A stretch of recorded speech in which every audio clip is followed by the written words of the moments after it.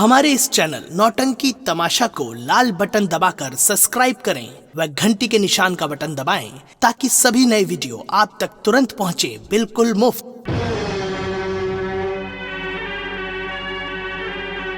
मेरे दोस्तों, माताओं एवं बहनों, जैसा कि आप लोग गंगा कैसेट हमारे बड़े भाई माननीय पुनीत शर्मा जी के द्वारा हमारी भटनोसा मोहम्मद इदरीस भाई डिस्ट्रिक्ट रायबरेली का कई कार्यक्रम आप लोग देख चुके हैं और हम लोग आज देश दुनिया में नाम कमा रहे हैं। तो ये सब श्रेय हमारे आदरणीय सर्वसम्मानित माननीय गंगा कैसेट जिसके मालिक हमारे पुनीत शर्मा जी को जाता है, जो हम छोटे मोटे कलाकारों को आज इस उम्मीद पर लाकर खड़ा कर दिया कि देश दुनिया में हम लोगों का नाम हो रहा है। तो दोस्तों, आज गंगा कैसेट के माध्यम द्वारा जो आप लोगों को खेल दिखाया जाएगा, तो पेश है गंगा कैसेट के माध्यम द्वारा मोहम्मद इदरीस भाई का शानदार तमाशा इच्छाधारी नाग भटकती नागिन उर्फ डाकू जयपाल।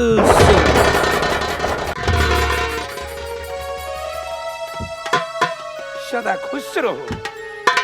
मंत्री भयवीर सिंह, मृदानवीर सम्राट, आज मैं तुमसे अपने प्रजा के विषय में कुछ पूछना चाहता हूँ। क्या पूछना चाहते हैं मृदानवीर सम्राट?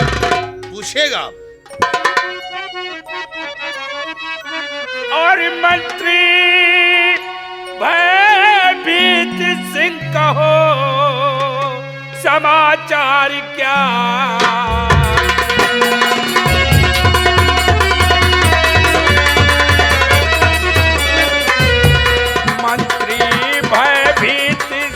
कहो समाचार क्या? और प्रजा से किस तरह की भाई उठती है आवाज? प्रजा से किस तरह की उठती है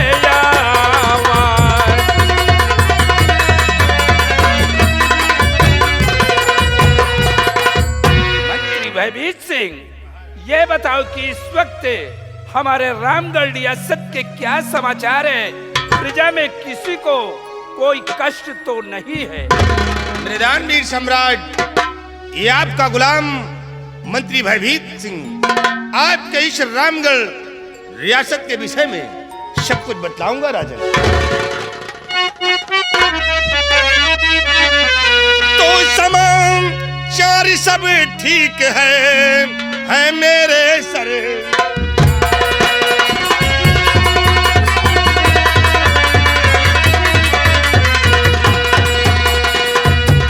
समाचार सब ठीक है मेरे सरकार, और प्रजा से खुशहाली की उठती है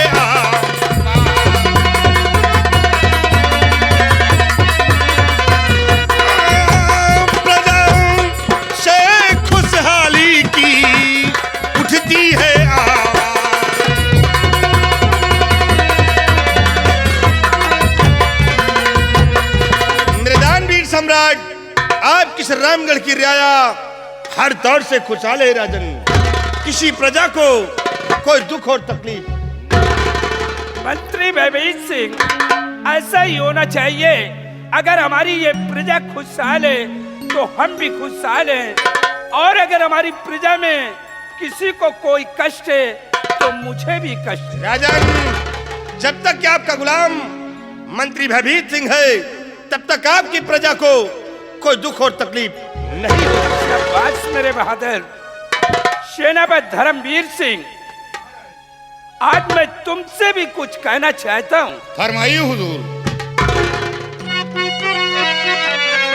और सेना पति जी ध्यान से भाई सुनो हमारी बात।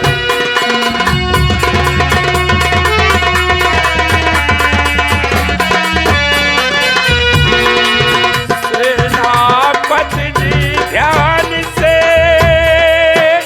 सुनो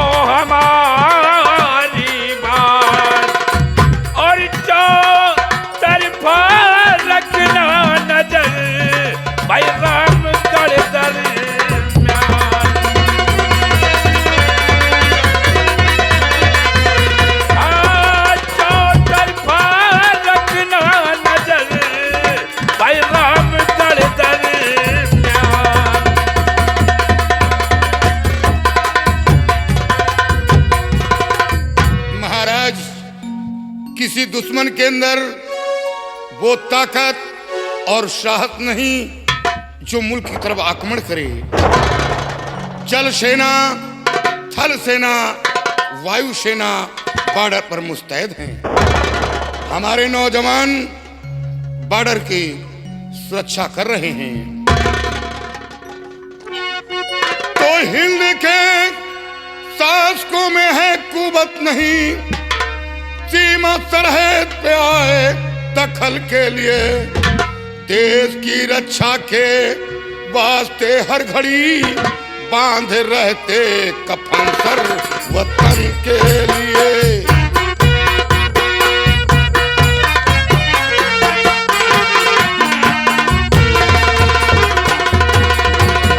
देश की रक्षा के वास्ते हर घड़ी बांध रहते कफन सर वतन के लिए।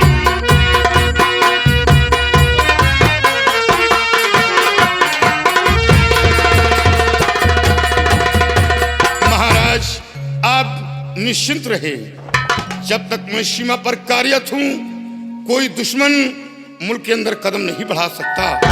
कदम बढ़ाने से पहले उसके बढ़ते हुए कदम को काट कर फेंक दूंगा, उसके बढ़ते हुए हौसले को नाकाम कर दूंगा। शाबाश मेरे बहादुर, हम तुमसे यही उम्मीद करते हैं कि जब तक तुम हमारी सीमा सरहद पे कार्यरत हो तब तक कोई भी हमारा दुश्मन वो हमारे रामगढ़ रियासत के अंदर अपने कदम को नहीं बढ़ा सकता।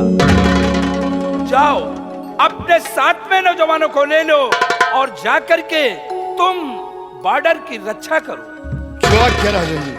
सिपाही जी सर, मेरे साथ आओ।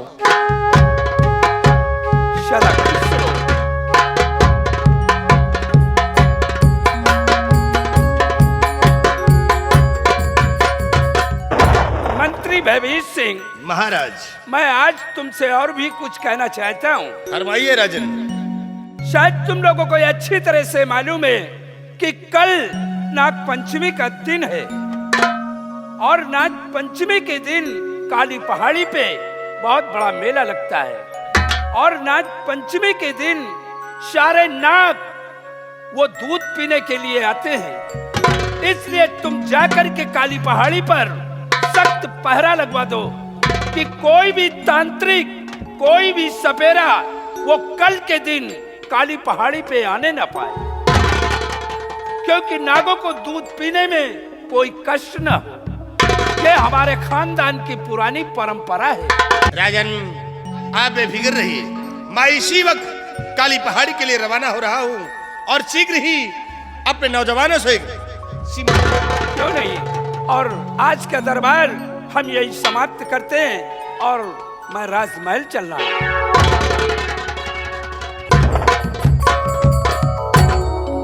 सिपाही जी हुजूर। तुमको मालूम होना चाहिए क्या कि सम्राट ने कल के दिन पहरा लगवाने के लिए काली पहाड़ी पे कहा है। का पहला लगवावे?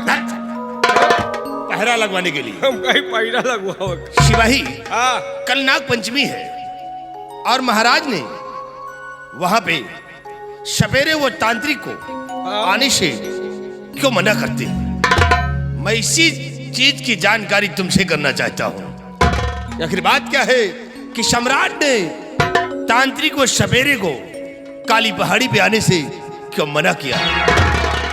मतलब यही खाइन परेशान हो कि महाराज काली पहाड़ी पे तांत्रिक और सपेरे को आने से मना किया। क्यों मना किया? क्यों सख्त पहरा लगवा रहे हैं? इतने दिन से नौकरी करती हो, मतलब करते हैं, करते हो, तुमको यही नहीं मालूम कि महाराज क्यों मना किया है? हाँ। तुम्हें शायद मालूम नहीं है कि कल नाग पंचमी है। हाँ। और नाग पंचमी के दिन नागलोक से चलकर इच्छाधारी नाग उस मंदिर में दूध पीने के लिए आता है। क्या नागलोक से चलकर काली पहाड़ी पे मंदिर जो है, हाँ, उसी मंदिर पे दूध पीने के लिए वो नाग आता है? हाँ। और महाराज को शंका है कि नाग को कोई कष्ट न हो, क्योंकि तांत्रिक और सपेरे नाग के दुश्मन होते हैं।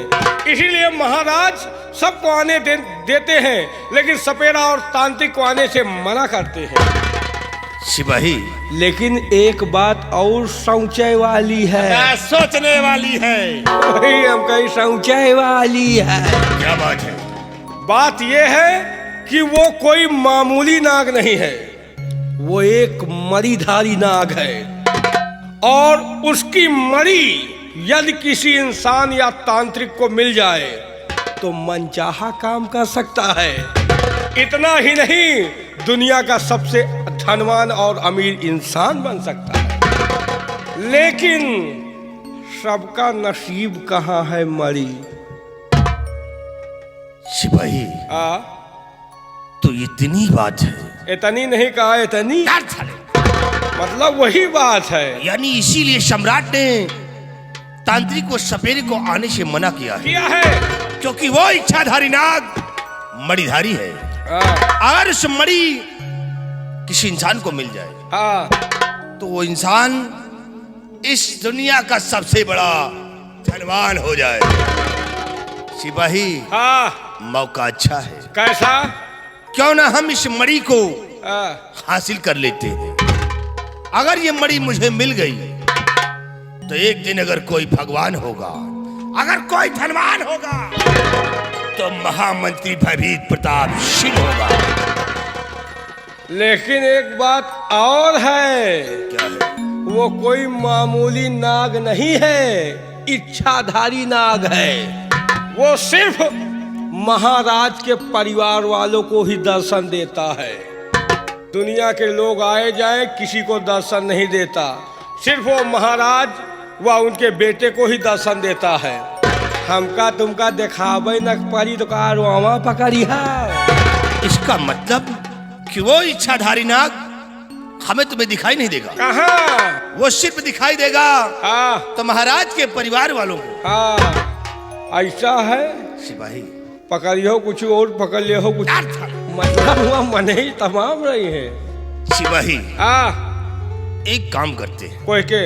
अब साले कोई मरा नहीं है। फिर अब आइडिया ऐसी निकालते हैं। क्या? कि हम चलते हैं राजकुमार के पास। कुंवर के पास? और कुंवर को मनाते हैं काली पहाड़ी पर चलने के लिए। अगर कुंवर हमारी बात को मान लेता है तो फिर फायदा ही फायदा होगा। अगरचे वो नाग मिल गया, मणि हासिल हो गई, तो फिर देखना कि ये भयभीत प्रताप सिंह कौन सा खेल खेलता है। फायदा नहीं कुछ न होए। अरे जब मणि कुंवर को मिलेगी तो तुमका कौन फायदा होई? सिपाही अगर वो मणि राजकुमार को मिल गई तो कुंवर उस मणि को हासिल नहीं कर सकता है। इसके बदले में चाहे कुंवर की जान क्यों ना लेना पड़ जाए मुझे, मैं कुंवर की जिंदगी को छीनकर उस मणि को हासिल करूंगा। अगर मणि ना मिली तो देखना कि हम सम्राट के खानदान को मिटा दूंगा उस मणि को पाने के लिए। बहुत अच्छा, यानी मणि कुंवर हासिल करेगा, कुंवर से मणि आप हासिल करेंगे। तो लेकिन कुंवर जाएगा कैसे? सिपाही चलो हम कुंवर को प्यार से मनाते हैं। लेकिन ये बात मेरे और तेरे बीच में है। अरे तीसरे के बीच में होना नहीं चाहिए। नहीं होगी। अगरचे ये बात कहीं और गई तो तेरे खाला ख्याल नहीं करूंगा भाई। मैं तेरे जिस्म को काट कर फेंक दूंगा। क्या चलते हैं हम राजकुमार के आमने।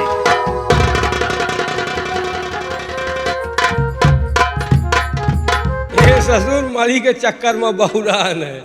मणि नहीं रोमा पई है। वो कोई मामूली नाग नहीं है।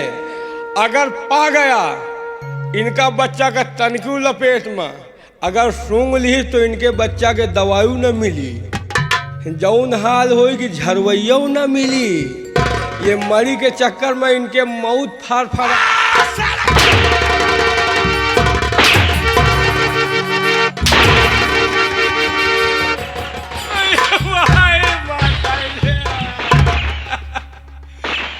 खड़ा हो जा। अब और खड़ा हो। साहेब खड़ा नहीं होता है कि हाथ लगा। बस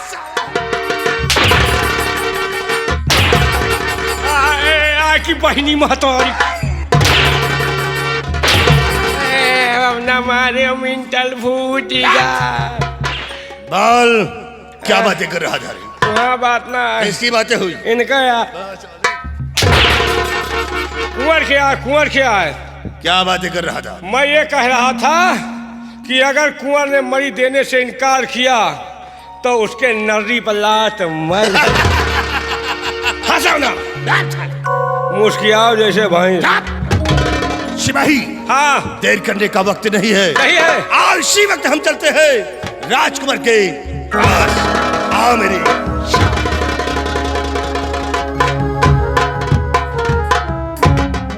सारे आंधी पानी के खबर मिल जाते कि सारे दोखी के खबर नहीं मिले।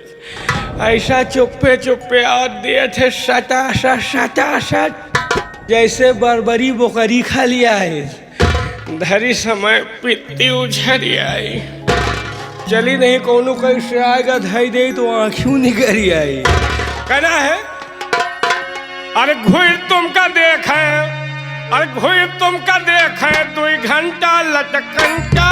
घुर तुमका देखे, घुर तुमका देखे 2 घंटा लटकंटा।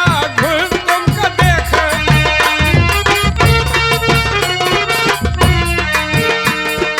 मंदिर में जाके देखा क्या क्या नजर आया भैया, क्या क्या नजर आया।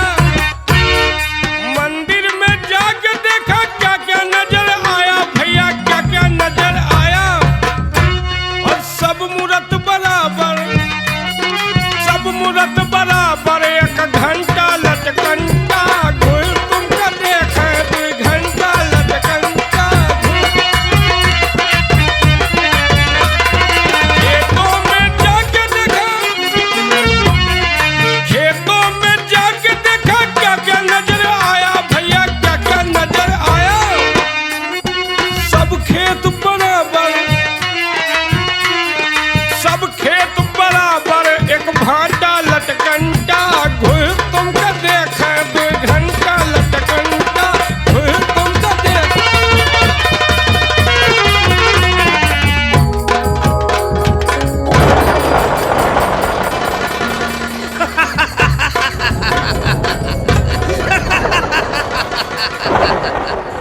हमारा नाम फेरोनाथ है। मैं अफ्रीका का रहने वाला एक मशहूर जादूगर हूँ। पूर्व समय की बात है, मैं अपनी पूजा स्थल पे बैठा पूजा कर रहा था। अचानक मेरी आंखों में एक ऐसी चमक पैदा हो गई जिसके द्वारा मैं आश्चर्य में पड़ गया। मेरे को पता चला है कि मुल्क है हिंदुस्तान की धरती पे शहरे रामगढ़ है और रामगढ़ के अंदर एक हेमगिरी पर्वत है। उस पर्वत के ऊपर एक विशालकाय शिव जी का मंदिर है। वहां पे हर वर्ष नाग पंचमी के दिन नागों की पूजा होती। सैकड़ों प्रजातियां नागों की आती है दूध पीने के लिए। लेकिन मेरे को पता चला है कि उन नागों में से एक ऐसा सांप भी आता है जो साला इच्छाधारी है, वो मलधारी है। उसे और पकड़ने के लिए मैं अफ्रीका से चल करके आज रामगढ़ की बस्ती के जंगल में एक गुफा बना करके खाक छान रहा हूं।